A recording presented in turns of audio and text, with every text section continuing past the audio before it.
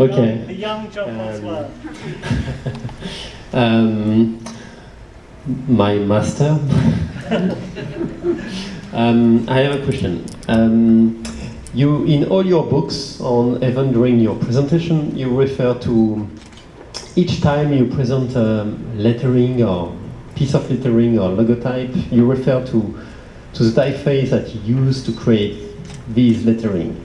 And you say this one is a Century, this one is a Garamond, and always you made a reference to, but in fact, your version, it's not a version, your work compared to the Garamond or Optima, whatever, is so different. What's the point to refer always to this typeface that in fact you reinvent new forms, and it's not at all the original forms, it's just... True.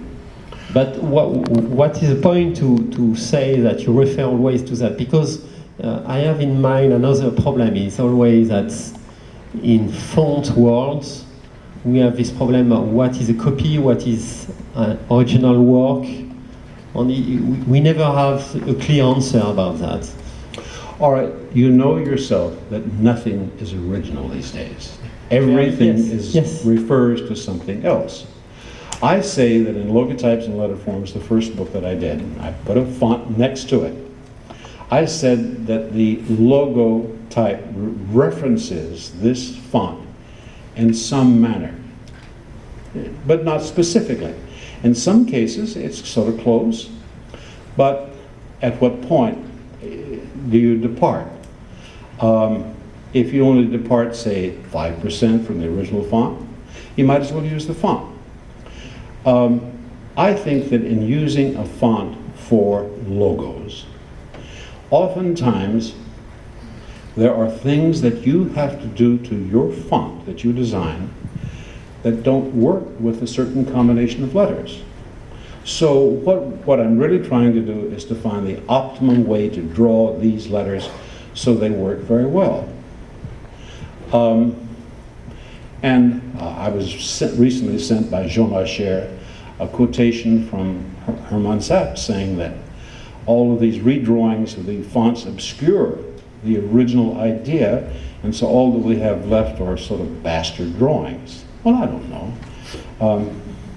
So I say, well, the showcase that I showed you there, a Dido, you draw Dido a lot. That is a Dido, isn't it?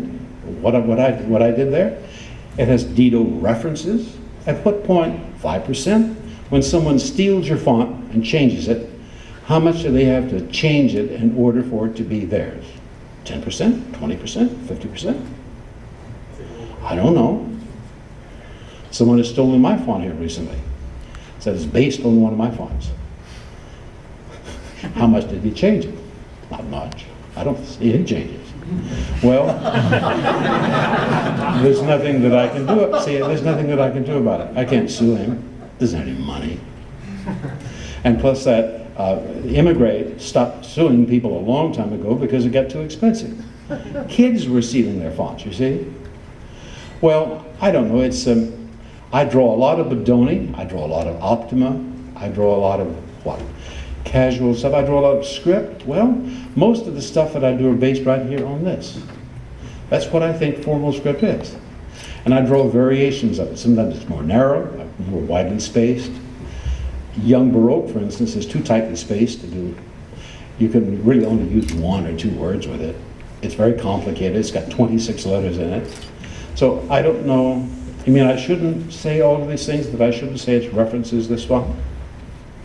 I don't know. Perhaps I can ask the question in a reverse way.